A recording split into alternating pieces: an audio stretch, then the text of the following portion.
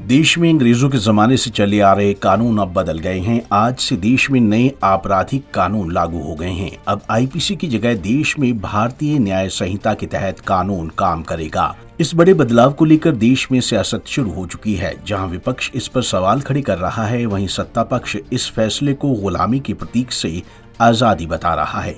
हरियाणा के परिवहन मंत्री असीम गोयल ने इस बड़े बदलाव को लेकर बड़ा बयान दिया है। असीम गोयल ने कांग्रेस पर तीखा हल्ला बोला है। कानूनों में हुए बदलाव को लेकर परिवहन मंत्री असीम गोयल ने कहा कि आईपीसी के कानून ब्रिटिश राज का प्रतीक थे।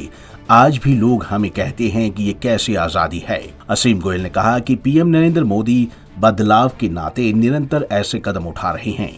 उन्होंने कहा कि देश अब उन चीजों को त्याग रहा है जो हमारी गुलामी के प्रतीक हैं।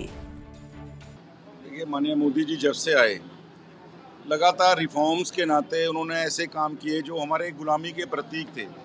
आज भी लोग हमें कहते थे कि आपका भारत आज़ाद हुआ, लेकिन किस प्रकार की आज़ादी आपको मिली है। आज भी आपके कानून जो हैं आईपीसी के जो कानून थे वो ब्रिटिशर्स के लागू किए हुए थे और उन्हीं के नाते कानून चल रहे थे।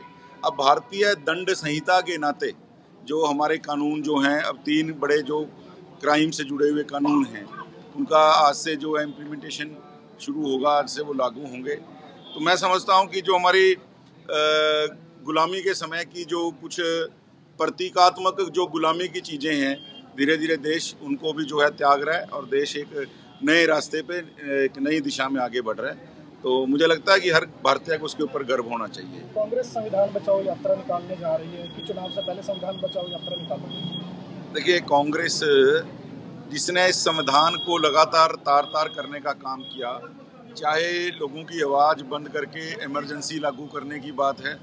इमरजेंसी के नाते जिस प्रकार से 2.25 साल एक देश के अंदर एक व्यक्ति के कहने से देश चला है और ऐसे नारे तक लगे कि India is Indira and Indira is India, यानी अहम का इससे बड़ा कोई भाव, इससे बड़ा कोई उदाहरण नहीं मिल सकता।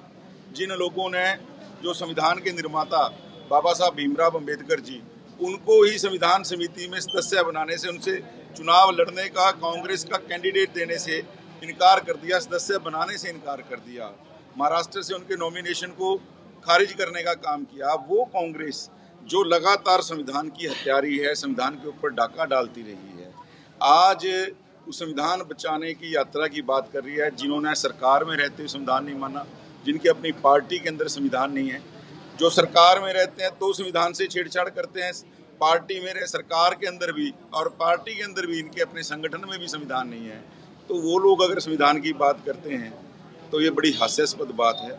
और काठ की हांडी बार बार नहीं चढ़ती। जिस प्रकार से इन्होंने एक भ्रम फैलाकर जो देश के लोगों का एक आज भ्रमाने का काम किया, मेरा ये मानना है राजनीति में समझाना मुश्किल होता है और बहकाना आसान होता है, और कांग्रेस की नीति हमेशा बहकाने की रही है।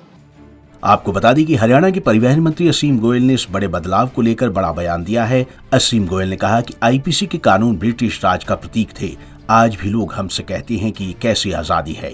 उन्होंने कहा कि पीएम नरेंद्र मोदी बदलाव के नाते निरंतर ऐसे कदम उठा रहे हैं। पंजाब केसरी टीवी के लिए अंबाला से कृष्ण बाली की रिपोर्ट।